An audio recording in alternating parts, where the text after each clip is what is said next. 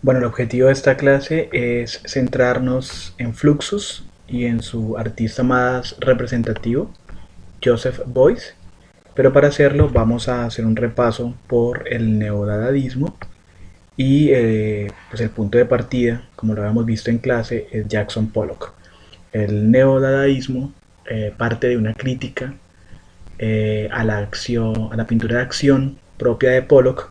Entonces vamos a ver un poco en qué consiste, por qué Pollock llega a ser el artista vivo más importante en el mundo del arte en la década de los años 50 y vamos a insistir en cuáles son los aspectos del arte de Pollock que son objeto de crítica para los neodadaístas.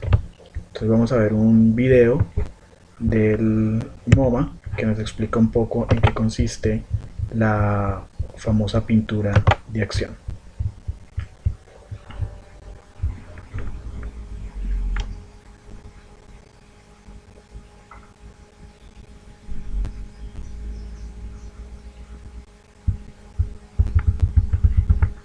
For years prior to the making of this painting, Pollock was working on a small easel painting. He'd struggled on it for a while, and he decided to take that painting off the easel, place it on the floor, and then pour some paint on the surface to finish it.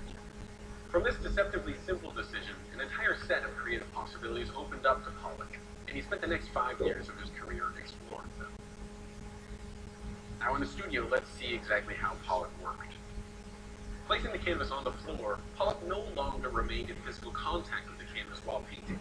Instead of using conventional artist brushes to push or smear liquid paint across the surface of the painting, Pollock now used things like sticks, even turkey basters, or dried paintbrushes, hard as a rock, that he variously dripped, drizzled, poured, or splashed paint onto the canvas below him from. Pollock used very fluid, alkyd enamel paints, the kind of paint you could paint your car with, the kind of paint you could paint your radiator with.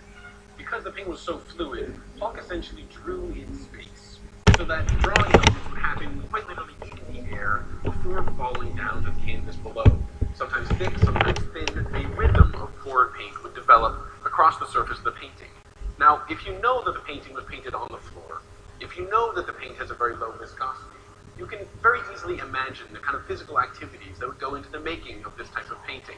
Art historians at the time coined this kind of painting action painting, because of this very idea that you could imagine quite viscerally the actions that went into the making of the painting. Now specifically, we're talking about the actions of almost a dancer. You can imagine Pollock's feet shuffling around the painting. You can imagine rotations of the elbow and of the shoulder, variously launching or slowly drizzling paint onto the canvas below.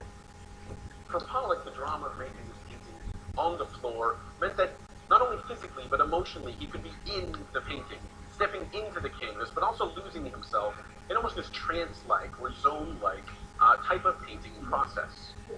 Looking at the paint below you on the surface of the canvas, reacting to it and adjusting whatever gestures you have to create this painting.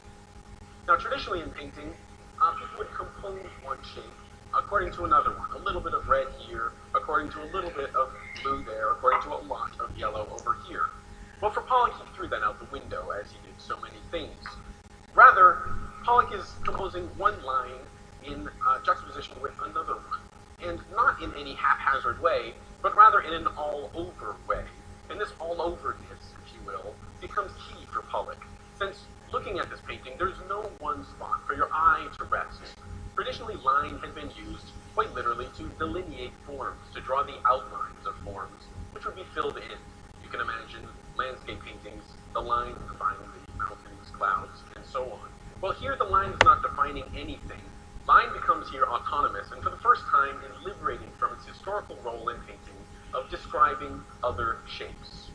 In 1950, the drama of making this painting was actually captured by a photographer and filmmaker, so that the performance of making this painting captured the public's imagination as never before. Not only that, but other artists were profoundly influenced by this radically new way of working. Not only painters, but, well, performance artists can be traced back to this very, very formative